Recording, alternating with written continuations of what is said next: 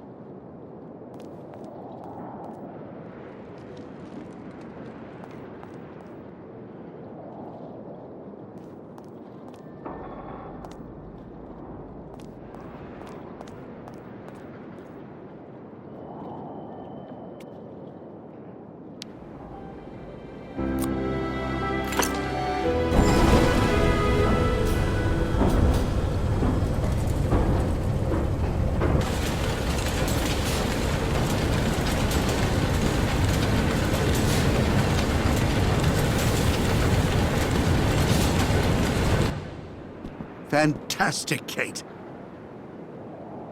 I have to admit, you really know how to get things done. Thank you, Captain. Are there any other preparations to carry out? There's just one last problem to solve. The locks we need to use to get out onto the lake. They're shut by order of the town hall. You have to find some way to get them open. What do you suggest? The best thing to do is to ask Mayor Bulyakin for the authorization to reopen them. But just to give you fair warning, he's about as straight as a crooked waterspout, so you mind him. Or you could just get a hold of some explosives and then kaboom! First, I'll try talking to the mayor. Thanks, Captain.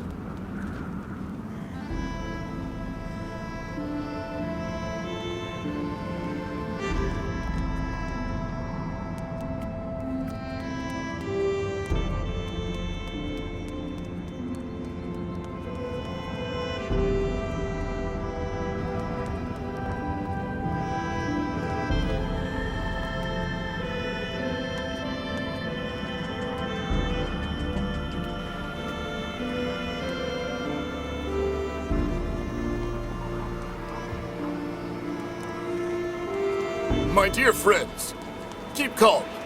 Please, keep calm. I beg of you. We'll calm down when we get what we want! Yeah, Nomad's out! Kick the Yukos out right now, or the strike will get worse! I know just what you mean. My dear friends, and...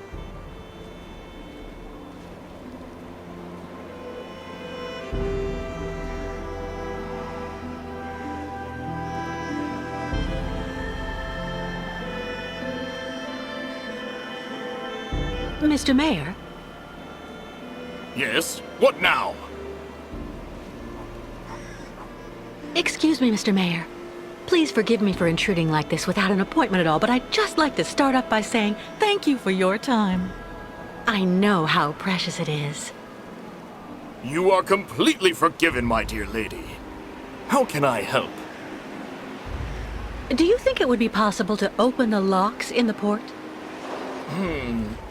I beg your pardon? Did you say the locks? What on earth for?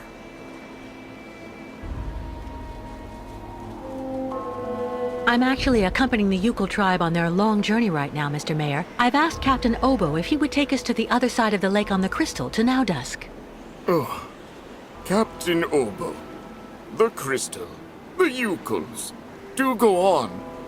Anyway, it would be very ungracious of me if I were to criticize you for removing that burden from our good town. Nonetheless, I'm afraid I must refuse your request, dear lady. The locks will remain closed until further notice. This decision came from above, you understand?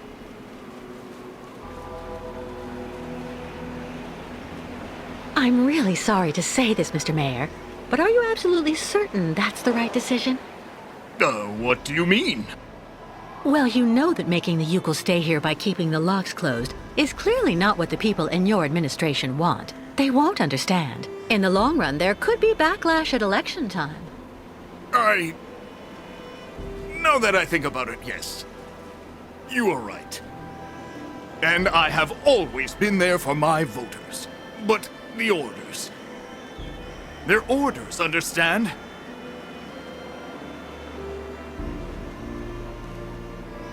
You're the mayor, and it's you and you alone who can decide what's right for Valsambur. So why not reassert your authority once and for all? Authorize the opening of the locks. I could do it, of course. But it's complicated, understand?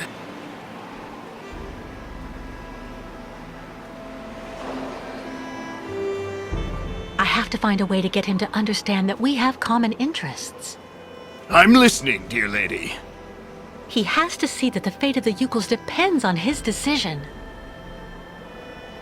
Open your eyes and see past your regulations and petty procedures. Don't you see that the fate of the Yukon caravan depends on your decision? If they don't come with me as soon as possible, their ostriches will lose patience and try to swim across the lake. It'll be a disaster.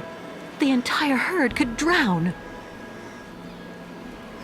Well, I have to admit, dear lady, that your arguments have convinced me. I am authorizing you to open the port locks so the crystal can leave. Nonetheless, you should know that there is a technical problem that means the locks have to be opened manually. I imagine that such an inconvenience isn't likely to deter a woman as determined and resourceful as you. Do you mean that? Yes, as the local technician is absent, I'm afraid you'll have to delve into the murky waters yourself to open the locks. Nonetheless, this should help you use the underwater mechanism. But how am I supposed to dive? That, dear lady, is your problem, I suppose. Do have an excellent day.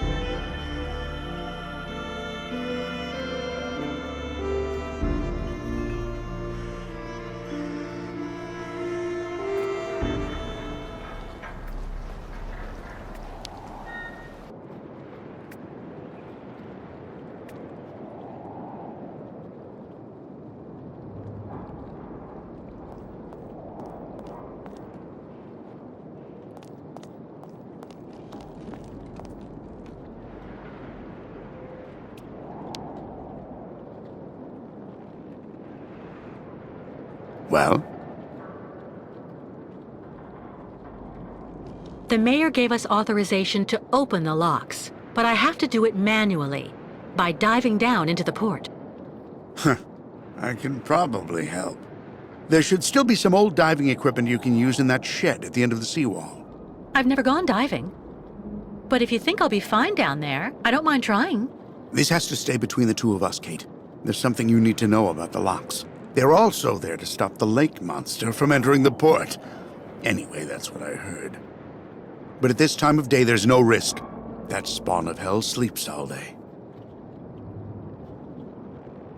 Meet me in the shed at the end of the seawall.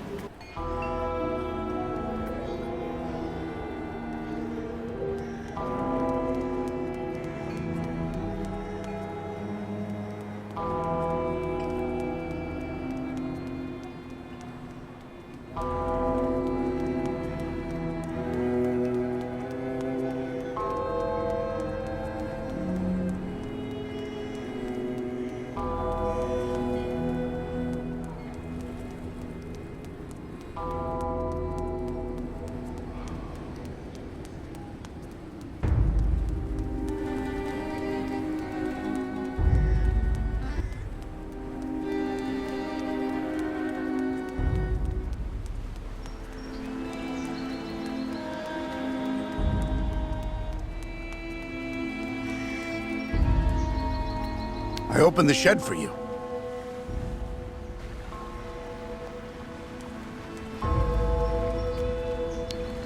Hi there. Anything biting? As if.